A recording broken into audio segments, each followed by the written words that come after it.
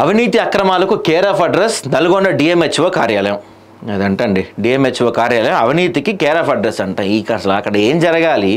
నల్గొండలో నిజంగా ఈ వైద్యారోగ్య శాఖ ఏదైతే ఉందో అది పూర్తిగా బొజ్జుంది. అది పూర్తిగా గుర్రుపెట్టి బొజ్జుందో మందుగొట్టి బొజ్జుందో తెలియదు, కానీ ఈ విభాగం డిఎంహెచ్ఓ విభాగం అయితే పూర్తిగా బొజ్జుంది. అత్యంత దారుణంగా ఉన్నాయి నల్గొండలో పరిస్థితులు. మళ్ళీ అక్కడ బోలెడు మంది మంత్రులు ఉంటారు, ఎవడో పట్టించుకోడు. కాంట్రాక్ట్ ఉద్యోగాలను అమ్ముకోవడంలో నెంబర్ 1 బంధుప్రీతి డిఎంహెచ్ఓ కార్యాలయ స్పెషాలిటీ. అనర్హులకు అందలం, అర్హులకు అన్యాయం, అధికారుల ఇష్టరాజ్యం, రూల్స్ గీల్స్ జాంతానై మేము చెప్పిందే వేదం. జిఎన్ఎం సెకండ్ ఇయర్ పిహెచ్సిలో ఉద్యోగం, ఒకరికేమో ఎంఎస్సి అర్హత, ఇంకొకరికేమో జీవన అర్హత, కానీ ఉద్యోగం మాత్రం ఒకటే అంట.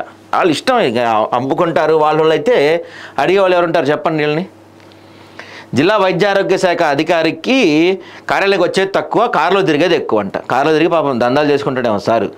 జిల్లా అధికారి అంటే ప్రజలకు ఉద్యోగులకు అందుబాటులో ఉండాలి, కానీ వివిధ సమస్యలపై ఫోన్ చేస్తే కనీసం స్పందించే తీరిక కూడా ఆయనకు లేదంట. అబ్బో పాపం, అసలు ఫోన్లో మాట్లాడిన తీరిక ఉన్నాడంట సారు.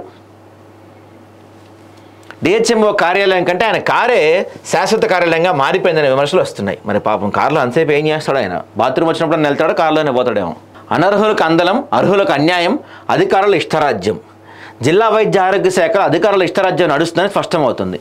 నిబంధనలను పక్కన పెట్టి తమకు అనుకూలమైన వారికి అందలం ఎక్కించడంలో వీరిని సమర్థులని సమాచారం. అంతేకాకుండా అత్యవసర వైద్య సేవలు అందించాల్సిన ఈ శాఖ కాంట్రాక్ట్ ఉద్యోగాలను అమ్ముకోవడంలో జిల్లాలో నెంబర్ 1 అంట. ఈ అమ్ముకోవడంలో కూడా నెంబర్ 1, నెంబర్ 2 పెట్టుకున్నారా? అందులో నెంబర్ 1 అంటే ఇది.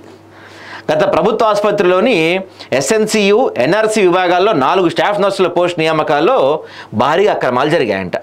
ఒక్కో పోస్టుకు 3 లక్షల నుంచి 5 లక్షల రూపాయలు నడిచిందంట అండి ఒక్కో పోస్టుకి. వీళ్ళని ఏం చేయాలి? వీళ్ళని తర్వాత ఎవరికైనా ఏమన్నా అయితే ఏంది పరిస్థితి?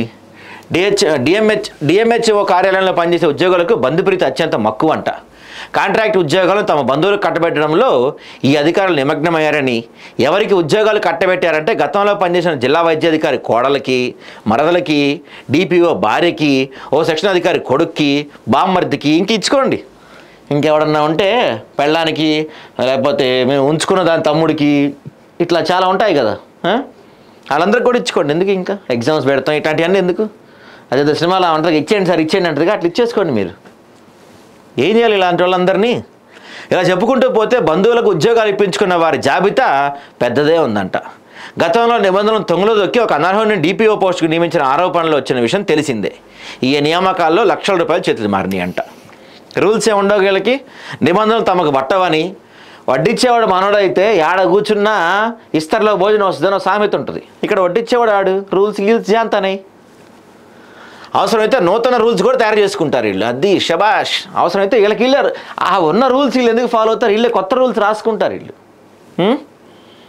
అర్హత ఉన్నవారిని పక్కన పెట్టి అనర్హులకు పెద్దపీట వేయడంలో ఈ అధికారులకు వెనత పెట్టిన విద్య.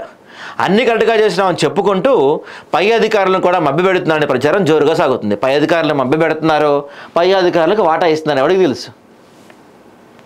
అవినీతికి పాల్పడిన ఉద్యోగులపై ఉన్నతాధికారులు దృష్టి సారించి జిల్లా వైద్య ఆరోగ్య శాఖలో నెలకొన్న అవినీతి అధికారులు ఇష్టరాజ్యానికి తెరదించాలని ప్రజలు, నిరుద్యోగులు కోరుకుంటున్నారు. పట్టించుకునే వాళ్ళు ఎవరు?